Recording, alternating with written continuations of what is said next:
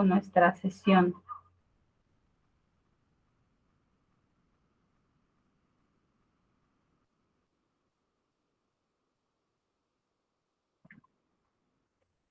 Ok.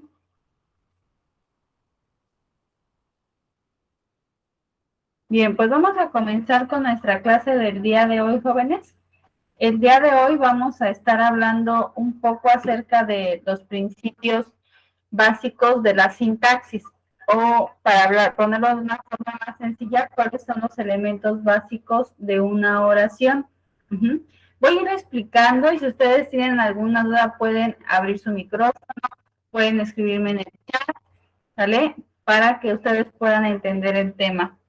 Entonces vamos a comenzar. Voy a las diapositivas y seguimos con esta parte de la comunicación. ¿Sale? Acuérdense que hablábamos de que la comunicación pues es algo innato en el ser humano, pero que a pesar de ser innato pues tiene ciertas reglas, ciertas normas que nosotros debemos de seguir para comunicarnos de una manera adecuada.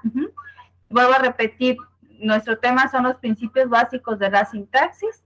Y abajito hay una frase que puse que dice: a lo largo de tu vida leíste infinidad de textos. Es decir, hasta el día de hoy, yo les apuesto que ustedes, tanto en la primaria como en la secundaria, como en vida diaria, han tenido que leer infinidad de textos, pero muchas veces no aprendemos a diferenciar, por ejemplo, cuando estamos hablando de un enunciado, cuando estamos hablando de un párrafo o cuando estamos hablando de un texto como tal. Entonces vamos a pasar a la siguiente diapositiva, en donde me dice que los elementos de la comunicación, dentro de los elementos de la comunicación escrita, voy a encontrar un texto. ¿Qué es un texto? Pues un conjunto de expresiones, pueden ser orales o escritas, que desarrollan una idea completa y autónoma y que cuenta con la información necesaria para que se pueda entender por sí misma, ¿vale? Entonces, en esta exposición nosotros vamos de lo general a lo particular. Nos está hablando de lo que es un texto y nos dice que es un texto es ciertas palabras que desarrollan por sí solas un tema y que se pueden entender. Les quiero encontrar un ejemplo. Por ejemplo, no sé si observan, alcancen a observar el libro. Aquí, todo esto que nosotros tenemos de aquí hasta acá, hasta donde está el nombre del autor, ¿sale? Se denomina texto. Puede ser un texto narrativo, puede ser un texto expositivo, puede también ser un texto político, por ejemplo, un texto narrativo si escribo yo un cuento, o puede ser un texto expositivo, por ejemplo, si doy yo alguna explicación sobre algún tema, ¿sale? Entonces, si nos queda claro hasta este punto lo que es un texto. Si yo encuentro, por ejemplo, en un libro una leyenda, ese es un texto. Si yo encuentro un ensayo, es un texto. Si yo encuentro un artículo de divulgación, también va a ser un texto. ¿Qué es lo que nos proporciona el texto? Información sobre diferente tema y dependiendo del tipo de texto que sea, pues es su finalidad. Por ejemplo, si es un cuento, pues su finalidad es entretener al lector. Pero si es un texto expositivo, pues su finalidad va a ser informar al lector acerca de un tema en específico. Por ejemplo, se me ocurre un texto expositivo sobre el COVID. Te estoy informando, pues, qué es el COVID, cómo surge el COVID, cuáles son sus características, cómo lo puedo prevenir, cuáles son las consecuencias que ha tenido hasta este momento dicha enfermedad. Entonces, ¿sí nos queda claro lo que es un texto?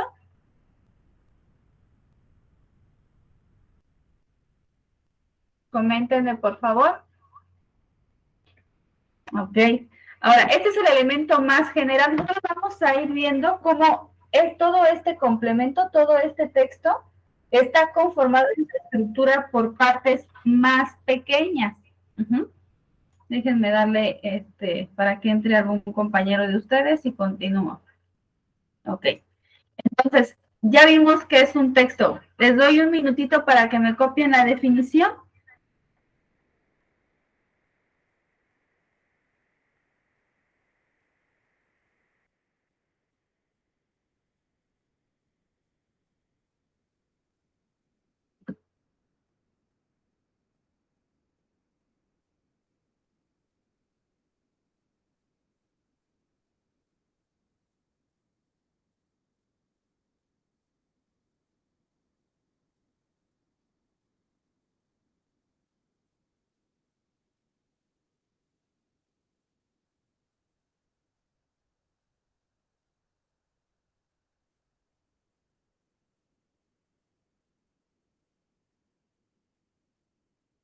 Ok, paso a la siguiente diapositiva. Ya vimos lo que es un texto. Ahora, de ese texto que yo les mostré, está compuesto por párrafos, ¿vale? Vamos a ver qué definición viene en la diapositiva y ahorita vamos a ver cuántos párrafos tenemos en nuestro texto que les estoy proyectando. Dice, párrafo. Podemos ubicar en un texto porque comienza con una línea e inicia con mayúscula. Comprende un conjunto de oraciones separadas de otro grupo de textos mediante el punto y aparte. Entonces, en pocas palabras, podemos decir que un párrafo es aquel que va a comenzar en un inicio con una mayúscula y que va a terminar con un punto y aparte. ¿Sale? En este caso, en mi texto, chequenlo aquí, yo tengo, y casi siempre, o en algunas ocasiones, dejan un espacio entre un párrafo y otro. Pero en caso de que no dejaran un párrafo, tú lo vas a poder distinguir de inmediato porque tiene un punto y aparte. ¿Sale? Entonces, aquí chequen, en mi texto, yo tengo el primer párrafo hasta aquí, luego tengo el segundo párrafo y tengo el tercer párrafo. Todos comienzan con una mayúscula y terminan con un punto, en este caso los corchetes, que los corchetes pues ya representan un punto y aparte, una pausa mayor, ¿sale? Entonces, aquí yo en mi texto, ¿cuántos párrafos tengo? 1, 2, 3. ¿Sí queda claro lo que es el párrafo?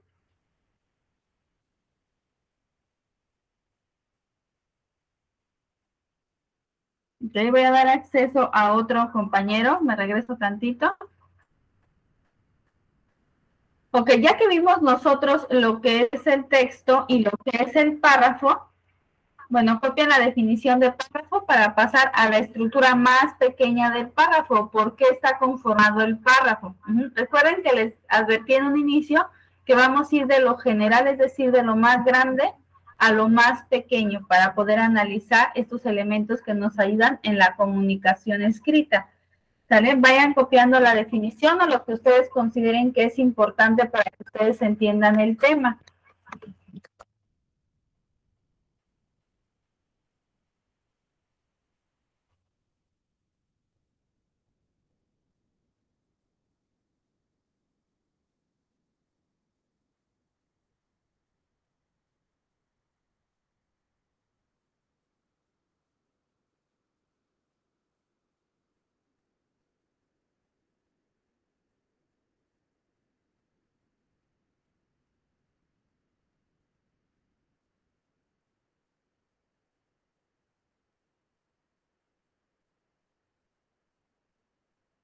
Ok, vamos a la siguiente estructura, ¿sale? Ya vimos lo que es el texto, el párrafo, ahora vamos a ir a otro elemento más pequeño que es la oración, ¿sale?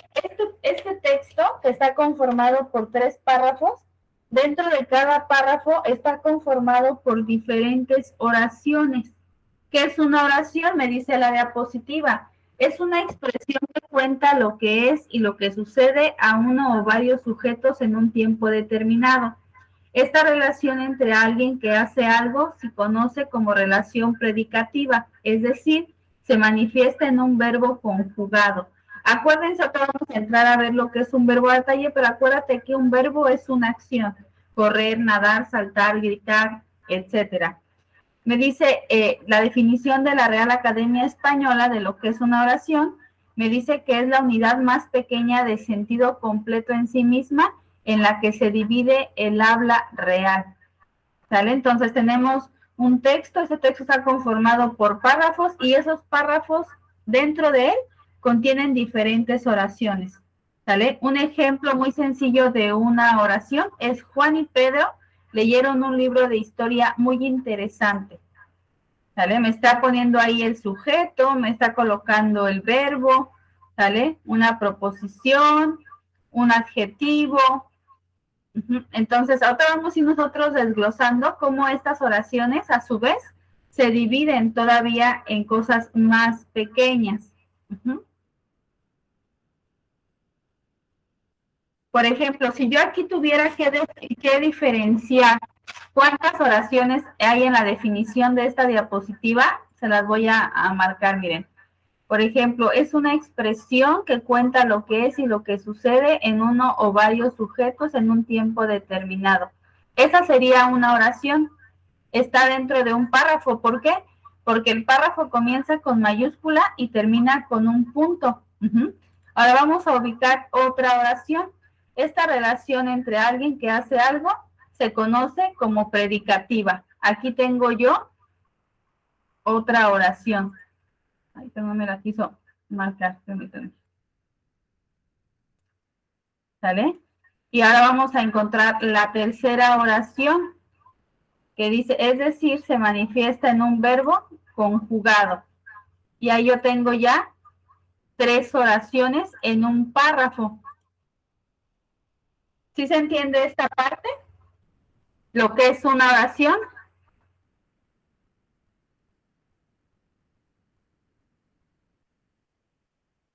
Pueden ir copiando el significado y los ejemplos que yo les di, y también sería importante si ustedes delimitan cuántas oraciones tienen ahí en la definición.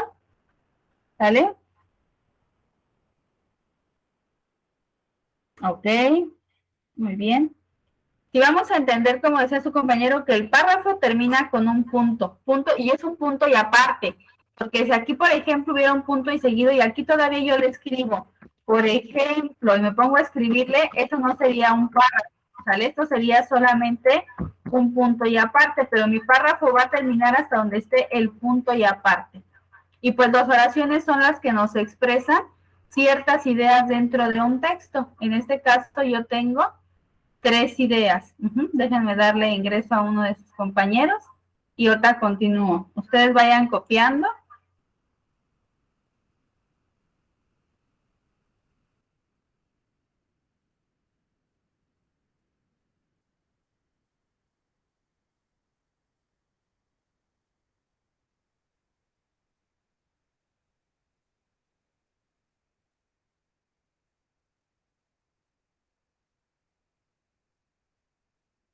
Ok. Voy a pasar a la siguiente diapositiva. Ya nos quedó claro lo que es una oración, pero fíjense, vamos a lo más pequeño ahora. Esta oración, ¿cómo se conforma? ¿Qué elementos hacen que tenga sentido? ¿Sale? Entonces, vamos a ver ahora los elementos de la oración. El primer elemento que nosotros vamos a revisar es el verbo. El verbo nos indica las manifestaciones del tiempo en la lengua. A partir de ellos podremos saber lo que fue, lo que es o lo que será en un mundo. ¿Por qué? Porque acuérdense que un verbo, las conjugaciones básicas que nosotros vamos a tener en él son presente, pasado, que es una acción que ya ocurrió, y futuro, algo que sucederá. Y a su vez, pues hay muchas otras conjugaciones ya un poquito más complicadas, como el subjuntivo, futuro indicativo, predicar y demás, ¿sale? Pero nosotros vamos a centrar solamente en esos 3 tiempos verbales. Entonces me dice que un verbo para empezar va a ser una acción, una manifestación de una acción. Por ejemplo, nadar, jugar, reír, cantar, soñar, imaginar, ¿sale? Entonces, les pido por favor que me escriban cada quien un verbo en el chat. Escríbanme un verbo. Es un verbo, acuérdense que es una acción que nosotros realizamos.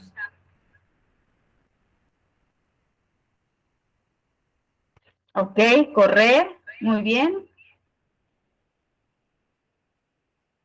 ¿Qué otra? ¿Quién más me pone otro verbo? Escribir, ok. Dibujar, comer, caminar, ok. Entonces, si entendemos lo que es un verbo. Un verbo es una parte de la oración, ¿sale? Por ejemplo, si yo digo, el alumno entró a su clase, ¿cuál es el verbo en esa oración? ¿Qué hizo el alumno?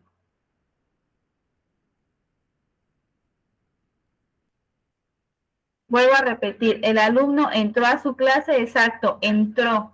Entonces el verbo ahí sería entró. El verbo yo cómo lo voy a ubicar en una oración, porque me voy a preguntar qué hizo el sujeto. Acuérdate que el sujeto es el animal, persona o cosa. Ajá.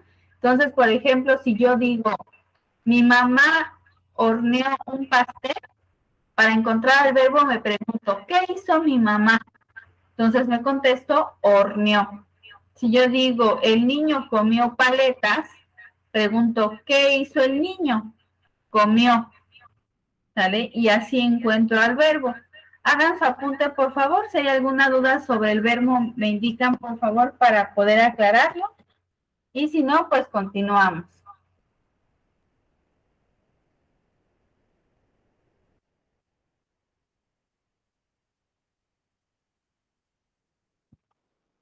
Ok, vuelvo a repetir. El verbo es una acción, el verbo me indica una acción, ¿sale? Hay una de sus compañeritas que no entendió, pues vamos a volver a repetir, no hay problema. Vamos a entender que el verbo me indica una acción que puedo realizar, ¿sale? Nadar, saltar, jugar, reír, cocinar, pensar, soñar, dormir también es una acción, aunque aparentemente no esté haciendo nada, se puede convertir en una acción, ¿sale? Y los verbos tienen 3 tiempos verbales, pasado, presente y futuro. Pero yo en una oración, ¿cómo voy a encontrar al verbo? Pues porque el verbo me va a el verbo lo voy a encontrar preguntándole al sujeto, ¿sale? Si yo digo, la maestra impartió su clase, pregunto, ¿qué hizo la maestra? Impartió, ¿sale? Si yo digo, el señor trabajó toda la tarde, ¿qué hizo el señor? Trabajó. Pero nos debe de quedar claro que el verbo, pues, se refiere a una acción y que también tiene un tiempo. Por ejemplo, si yo digo trabajó, pues se refiere a un pasado. Si yo digo trabaja, está en presente. Y si yo digo futuro, a ver, espérenme tantito, déjenme checar el comentario porque no lo alcancé a leer bien.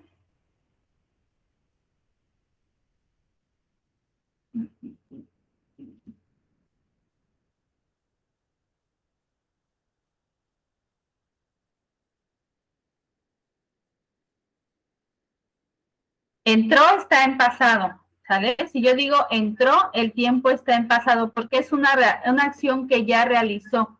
Entró. Si yo digo la maestra entra a su clase, entonces sí va a estar en presente en ese momento, ¿sale? Entró, jugó, nadó, corrió, voló, todos ellos son pasados. Si yo quisiera conjugar el verbo en futuro, y casi siempre la terminación es are. Por ejemplo, jugar, jugaré.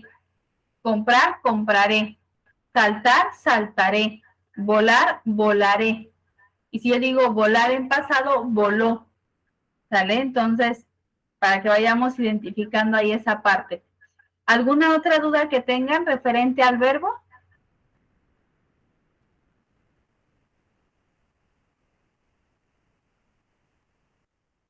Ok, vamos a continuar entonces con la siguiente parte de la oración. Acuérdense que ya ahorita estamos viendo las partes de la oración. Ya estamos viendo cómo una idea puede dividirse en ciertas partes.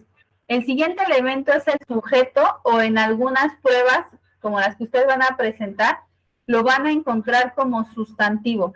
Vamos a entender que el sujeto y el sustantivo son lo mismo, solamente que son como el sinónimo, ¿sale? De sujeto.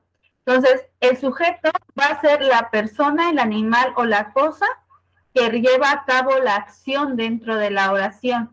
Nos señala quién realiza la acción del verbo, me dice mi diapositiva, y contiene un género y un número. No lo dice tal cual, pero lo contiene, ¿sale? Por ejemplo, si yo digo ella escribió una carta. Ella es el sujeto en la oración y es género femenino y su número es singular, es decir, es una sola persona. Si yo digo, ellas escribieron una carta, entonces ese sujeto va a ser género femenino otra vez, pero en lugar de decir, exacto, el número va a ser plural porque ahora son ellas, ¿sale? Y aquí tengo un ejemplo, Juan y Pedro, ellos, yo, etcétera. Entonces, hay muchos ejemplos de sujeto. También yo puedo poner la maestra, nosotros, ustedes, yo, aquellos, Pedrito, Juanito y Gabriel, ¿sale? Entonces, pero casi siempre, ¿cómo voy a identificar al sujeto? Porque es quien realiza la acción. Entonces, para encontrar al sujeto, fíjense, para encontrar al verbo, primero le pregunté al sujeto quién lo hizo. Y para encontrar al sujeto le voy a preguntar al verbo. Por ejemplo, si yo digo, la maestra compró flores, le pregunto al verbo, ¿quién compró? La maestra. Si me dice, el señor corrió por el parque, le pregunto al verbo, ¿quién corrió? El señor. ¿Sale? Entonces, y ahí yo voy a poder identificar también cuál es el género y cuál es el número. Dentro del género, yo sé que el día de hoy existe el binario y demás porque se han dado otros cambios en cuestiones culturales, pero dentro de la gramática solamente están reconocidos el masculino y el femenino. Y dentro del número, pues solamente tenemos el singular y el plural. Ya puede, por ejemplo, si dice 2 señores corrieron, pues ¿cuál es el número? Pues 2. Ahí está mucho más explícito todavía. ¿Sale? Son muchos perros ladrando. Ok. Ahora vamos a la siguiente. Aquí no sé si quería que yo analizara la oración. La que acaban de comentar sus compañeros. Ok. Son muchos perros ladrando. El verbo va a ser muchos perros. Perdón, el ladrando va a ser el verbo, el sujeto va a ser muchos perros. ¿Sale? Y ahí tengo un número plural. Ladrando es el verbo. Sí, ladrando va a ser tu verbo y muchos perros va a ser tu sujeto. Pero ahí fíjate, es algo muy interesante porque en muchos tu sujeto ya está explícito. ¿Sale?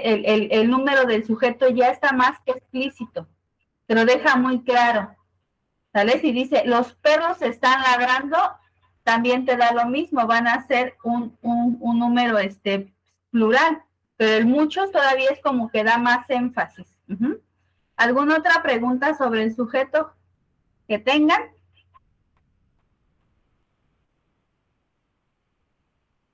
Ok, ya nos quedó claro entonces lo que es el verbo y lo que es el sujeto. Vamos a nuestra siguiente diapositiva. ¿Van a copiar algo? ¿Quieren que me espere tantito o continúo? Avísenme, por favor, si falta alguien de hacer su apunte.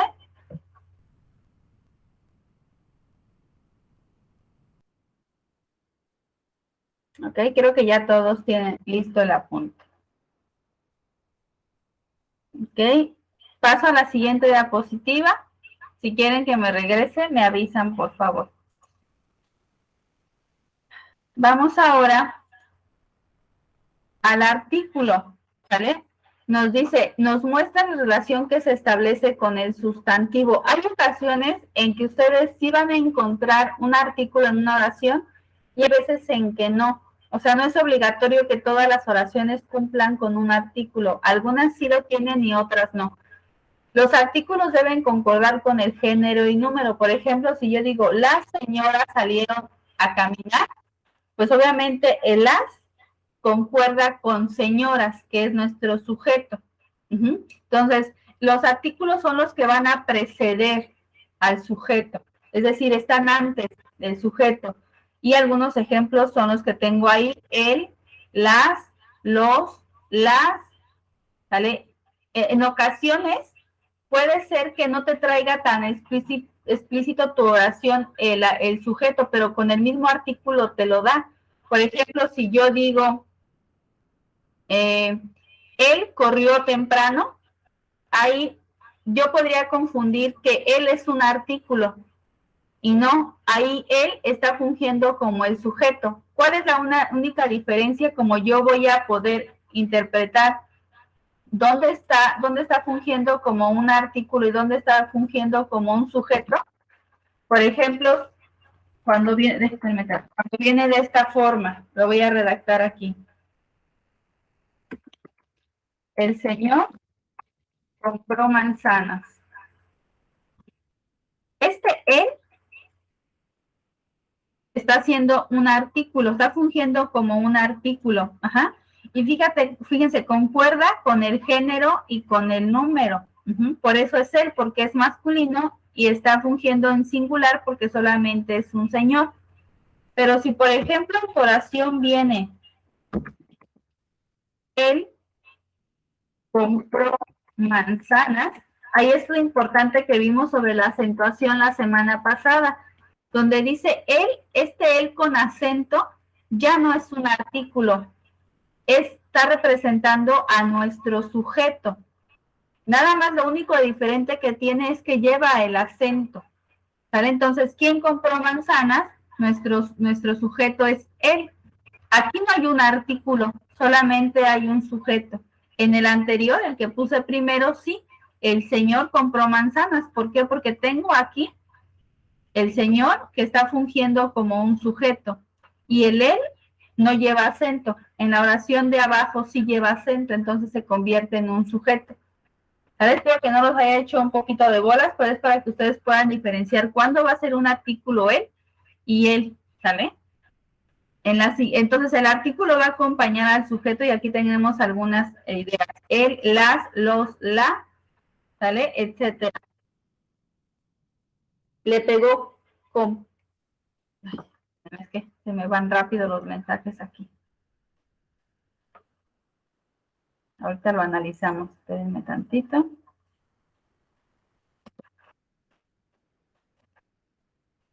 Le pegó con la piedra. Nuestro sujeto, nuestro verbo es, pegó. ¿Quién le pegó? Él. Ahí no está escrito el sujeto, ¿sale? Si el verbo es pegó, pero ahí no tenemos escrito al sujeto, ¿sale? Tenemos solamente un objeto directo, que sería le, pero yo lo puedo analizar y digo, ¿quién le pegó? Pues él, ¿sale? Entonces es ahí como yo encuentro al sujeto, pero no lleva un artículo como tal en esa oración, ¿sale? Vamos a pasar a nuestro siguiente elemento, y piedra que viene siendo, ese es el objeto indirecto. Es que ya como ustedes me están organizando las oraciones, ya está haciendo, ya estamos entrando como a partes más minuciosas de una oración. ¿Sale? Dentro de una oración también tú vas a tener el objeto directo, el objeto indirecto, pero eso ya lo vamos a ver un poquito más adelante. Lo importante ahorita es que entiendan estas partes básicas.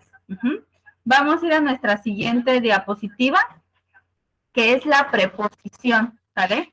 Me dice que la preposición es una palabra invariable que introduce elementos nuevos en la oración, haciéndolos depender de alguna palabra anterior. Por ejemplo, el libro de e historia. Entonces, las preposiciones son elementos que nada más van a ayudarnos a darle sentido a que nuestra oración tome ciertos rasgos. Entonces, ahí en las preposiciones yo puedo encontrar a, ante, bajo, con, contra y demás. Y en la siguiente vamos a ver los adjetivos. Acuérdense que estos adjetivos son aquellos, o a lo mejor ustedes recuerdan cuando los aprendieron en la primaria o en la secundaria, que el adjetivo es el que da la cualidad, ¿sale? El adjetivo da la cualidad. Por ejemplo, si yo digo, el niño es travieso, ¿cuál es el adjetivo en esa oración? Pregunto, ¿cómo es el niño? ¿Cuál sería el adjetivo? El niño es travieso. ¿Cuál sería nuestro adjetivo en esa oración? Travieso, ¿ok? Aquí nos viene otro ejemplo. Leyeron rápidamente. Pregunto, ¿cómo leyeron?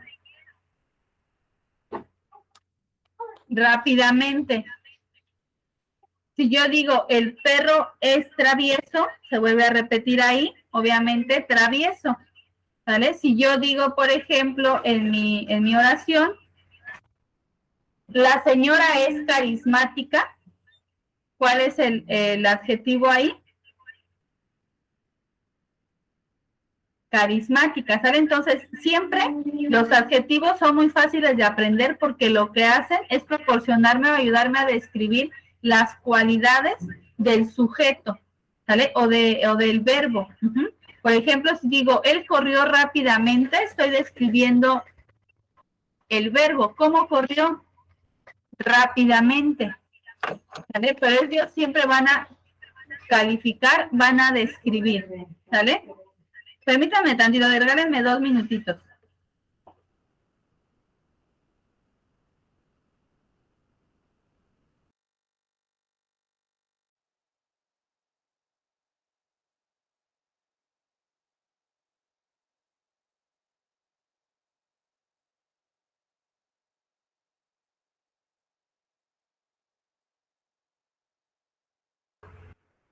Ok, perdón, vamos a continuar. Lo que pasa es que había un poquito de ruido y no quería que se viciara la grabación, ¿sale? Una disculpa, vamos a continuar.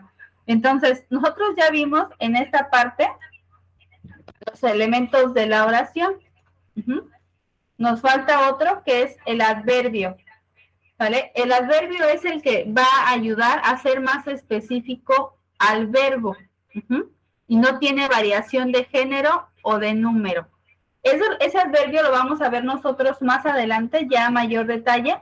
Ahorita solamente nos vamos a quedar con el adjetivo, el artículo, la preposición, el sujeto y el verbo. Todos ellos son elementos de la oración. Y acuérdense que las oraciones están dentro de los párrafos y que un conjunto de párrafos conforman un texto, ¿vale? Les voy a pedir un favor, vamos a hacer un poquito más dinámica nuestra clase y yo les voy a pedir que abran su camarita, a ver si en esta ocasión los que puedan abrirla, y si tienen algún texto a la mano que me puedan mostrar. ¿Dónde hay un texto? Busquen un libro que tengan, una revista también se vale, pero quiero que me muestren un texto. ¿Quién dice yo? ¿Quién me abre su camarita para poder mostrarme un texto?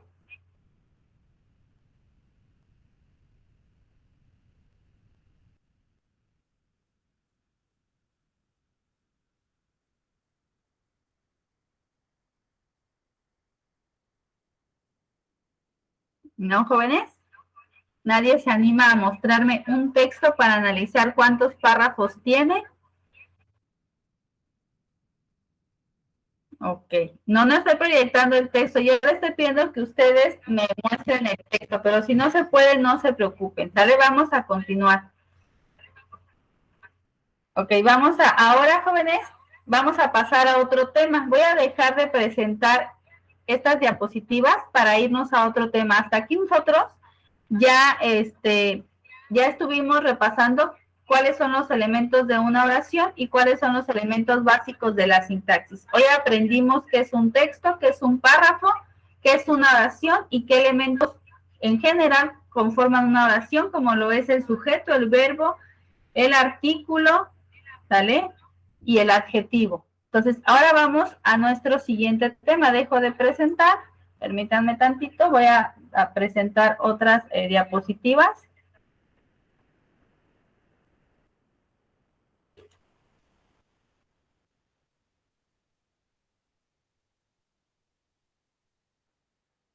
Y el siguiente tema que nosotros vamos a estar revisando son los textos expositivos. ¿Me avisan ustedes cuando ya la puedan ver?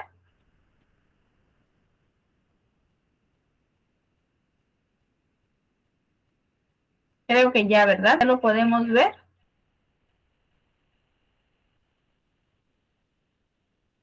Bien, nosotros en esta clase, jóvenes, ya vimos lo que es un texto, ya vimos en general, pero ahora vamos a ver cómo estos textos van a tener diferentes, vamos a ponerlos así como géneros o divisiones dependiendo de la finalidad que tienen. Un texto expositivo de manera general siempre va a tener la finalidad de exponer. ¿Qué es exponer? Explicar un punto o un tema en específico. ¿Se acuerdan que a un inicio yo les hablaba sobre el COVID? Yo puedo hacer un texto expositivo sobre el COVID, pero también puedo hacer un texto expositivo, por ejemplo, sobre cómo funcionan los átomos, o también puedo hacer un texto expositivo sobre cuáles son las características de los carros o los automóviles más rápidos del mundo.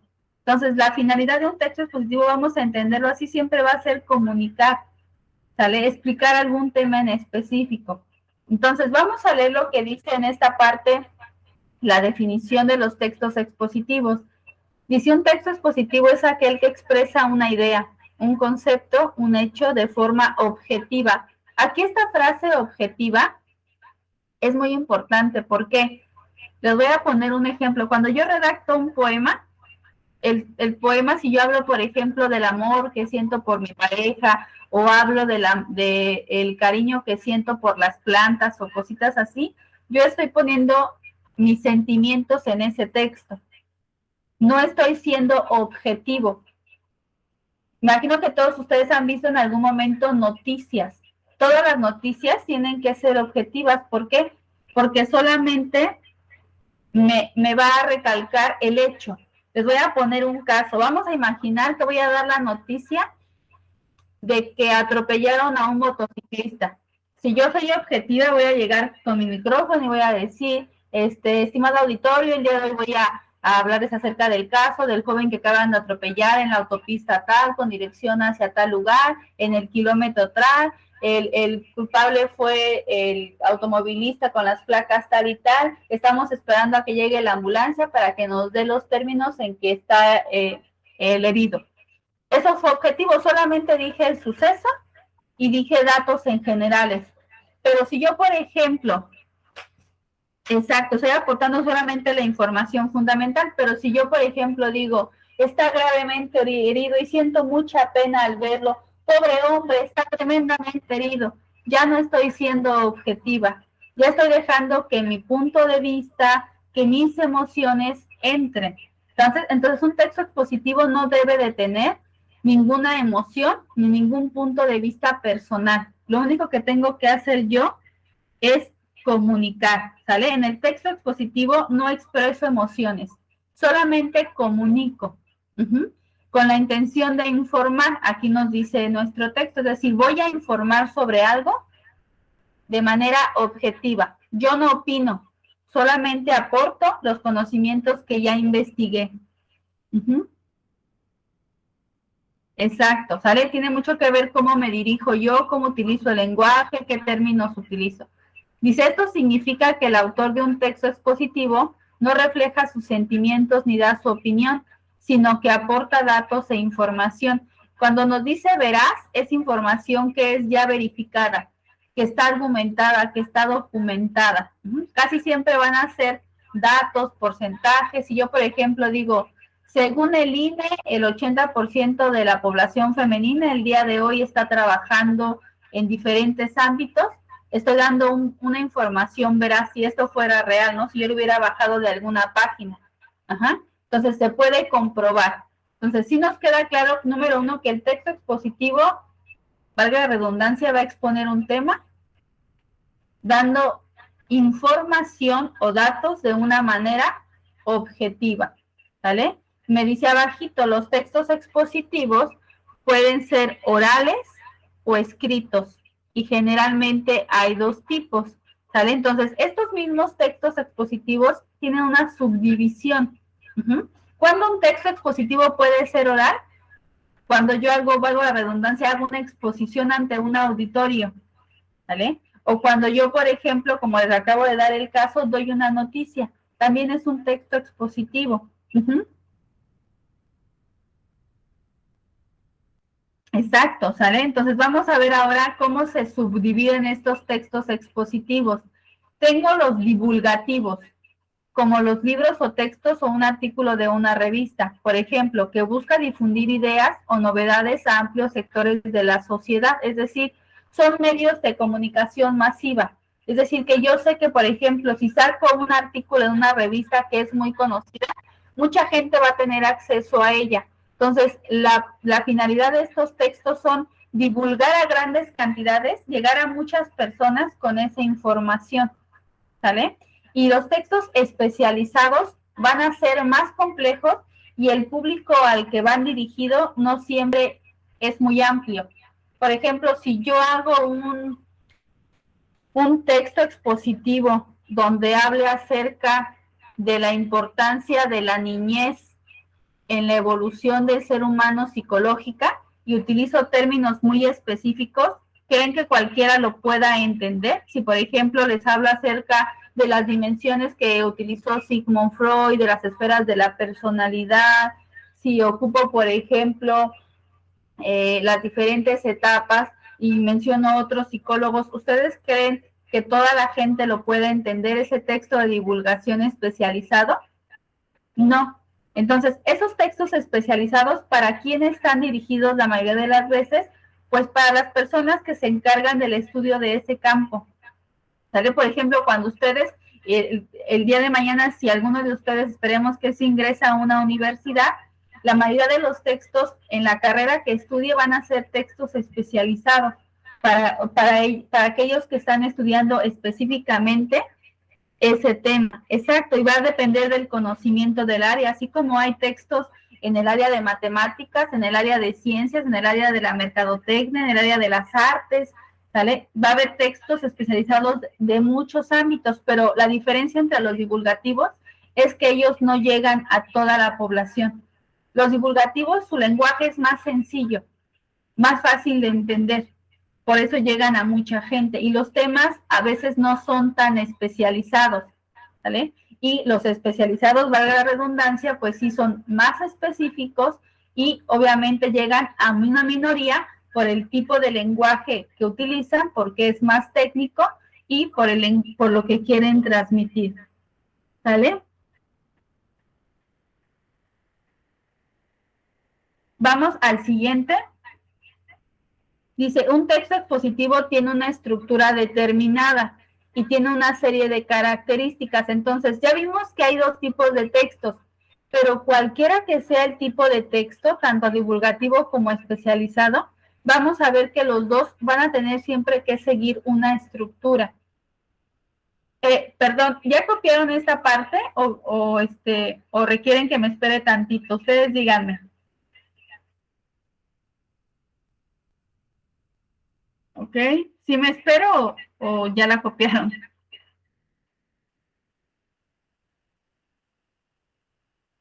Ok, ya puedo avanzar entonces. Entonces, vamos a ver nosotros que un texto expositivo tiene una estructura, es decir, lleva un orden en cómo da la información.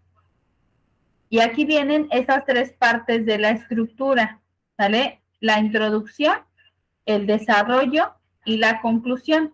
Van en ese mismo orden en el texto, ¿sale? Entonces, un texto expositivo, su introducción, tiene como finalidad que el lector se interese por lo que va a leer.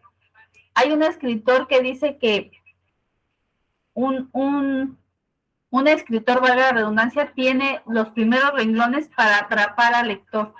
A lo mejor alguno de ustedes ha comprado un libro o ha ido a una biblioteca o alguna vez ha tenido un libro en su mano o un texto y lee las primeras renglones y si no le llama la atención lo dejan. Pero a lo mejor si en el primer renglón dijo algo que te llamó la atención a ti, si comienza de una manera interesante, si el título es atractivo, continúas leyendo. Entonces, por eso es que la introducción va al inicio, porque son los renglones que te da para que tú puedas interesarte por el tema. Y también no solamente tiene la intención de interesarte, sino también de explicarte de manera breve de qué va a tratar ese texto y cuál es la finalidad. Esa es la introducción. Luego viene el desarrollo, que es la exposición de las características e ideas principales del tema. Es aquí donde vas a poner tú toda la información en el desarrollo, todos los datos que sacaste, todo lo que investigaste. Suele constar de varios párrafos en los que se encuentran los datos de forma ordenada. Entonces, aquí obviamente yo voy a poner en orden lógico, obviamente, todos los puntos que yo quiero tratar sobre el tema. Vamos a imaginar que yo quiero hacer un tema, un texto expositivo sobre, déjenme pensar, sobre los animales acuáticos.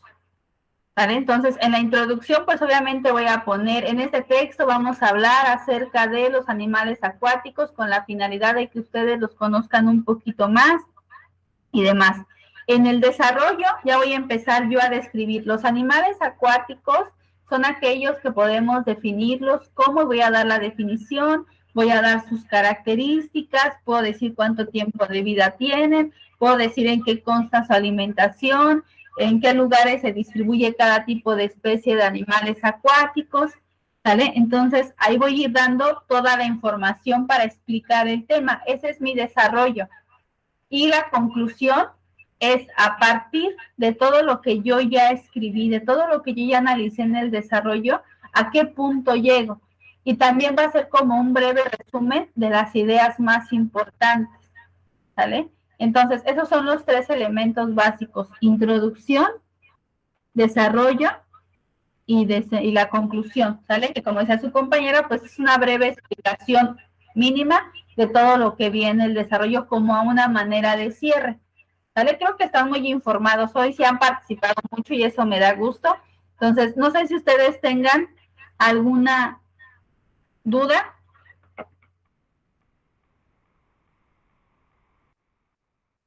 Hasta este punto, ¿alguien tiene alguna duda? ¿Algún comentario? Ajá, ustedes decían, es una síntesis, muy bien. Rolando nos hablaba de que la conclusión puede ser como una síntesis, ¿sí? Ok, entonces vamos a continuar con nuestro tema. Espero que estén tomando notas, ¿sale? Para poder continuar. Y me dice después, a continuación tienes un ejemplo de texto expositivo en el que puedes ver la estructura y algunas características. Y nos vuelve a repetir la estructura, que es la introducción, que se encuentra en el primer párrafo del texto. El desarrollo se encuentra en el segundo párrafo, del segundo párrafo al quinto. Y la conclusión, pues casi siempre y siempre va a estar en el último párrafo. ¿Sale? Entonces vamos a leer nuestro texto para ir identificando. Dice, el lago rosado de Australia. En la isla Middle Island, Australia, se encuentra el lago Hiller. Se trata de un lago muy especial, ya que tiene aguas de color rosado y esto hace que sea objetivo de numerosas investigaciones científicas y de gran variedad de rumores y teorías. Mide aproximadamente unos 600 metros de largo y 200 metros de ancho y está rodeado de espeso bosque de eucaliptos y malecuca. La isla en la que se encuentra está totalmente deshabitada y rodeada de selva, por la que la única forma de poder verlo es sobrevolando la zona en un helicóptero.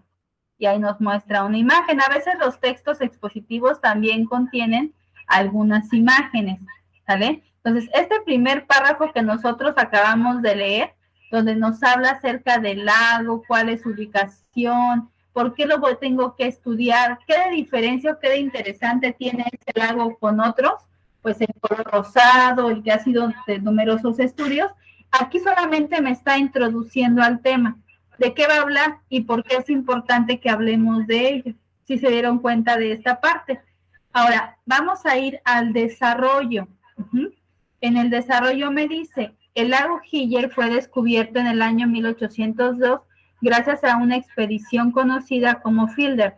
Esta expedición duró 40 años y, entre otras cosas, comprobó que el lago estaba saturado de sal.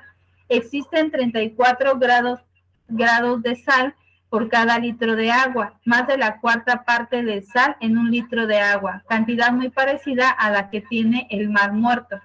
Se trata de un entorno tan salino que no permite la vida para la gran mayoría de los animales.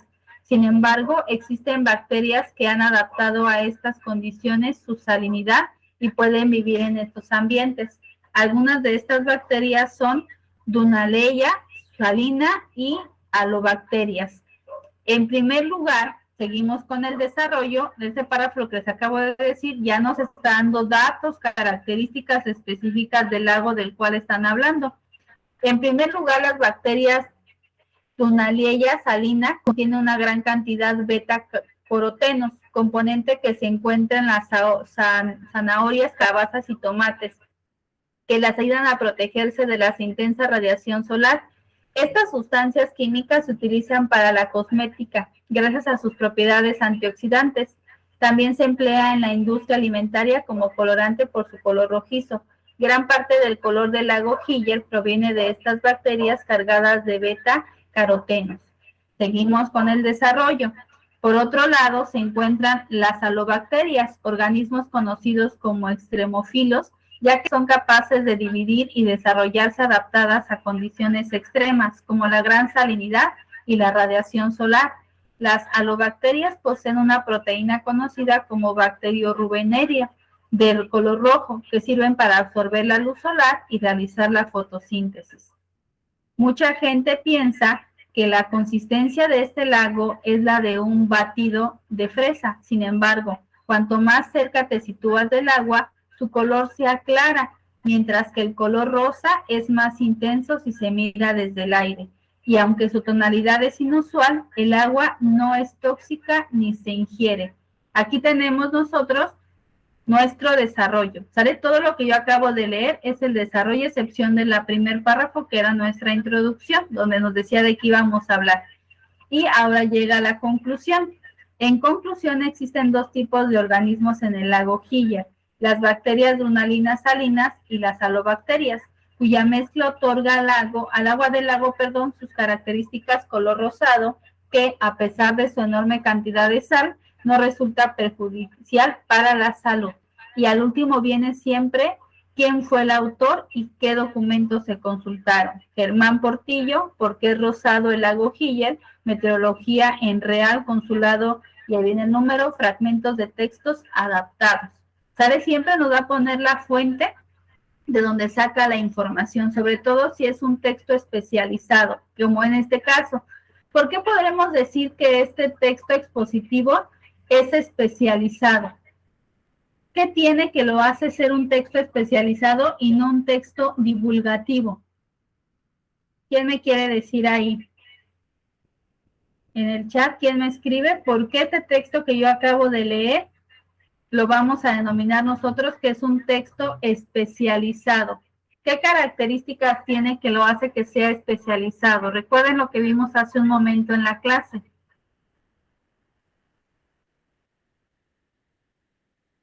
No, no necesariamente porque viene en tres partes, todos los textos divulgativos van a venir en tres partes, pero ¿qué es lo que le hace que sea especializado?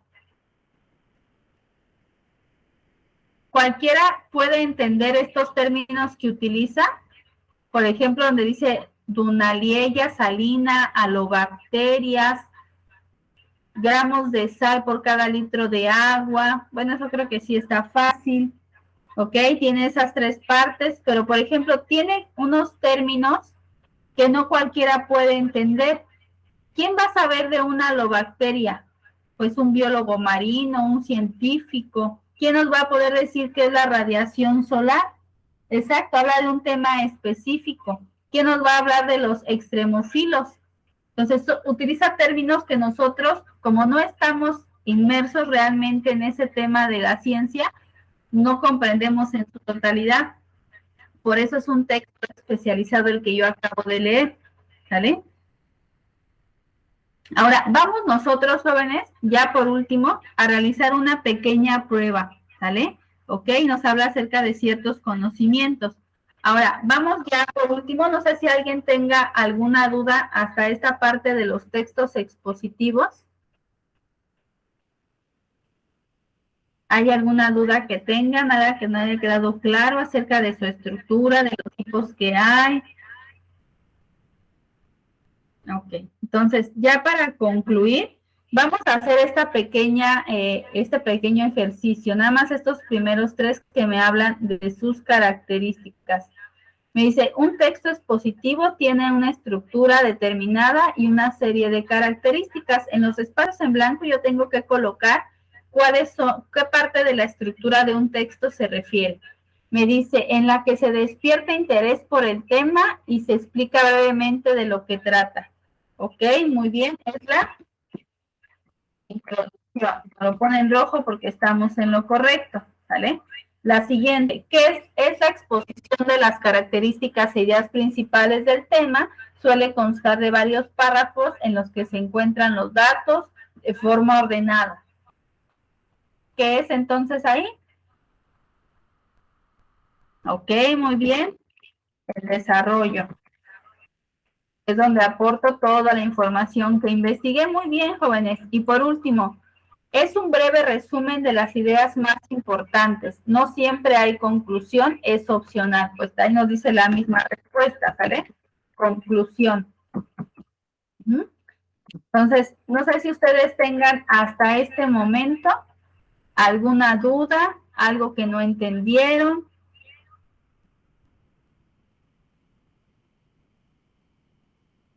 Ok. Entonces, jóvenes, damos por concluida nuestra sesión del día de hoy. Les agradezco mucho que puedan asistir.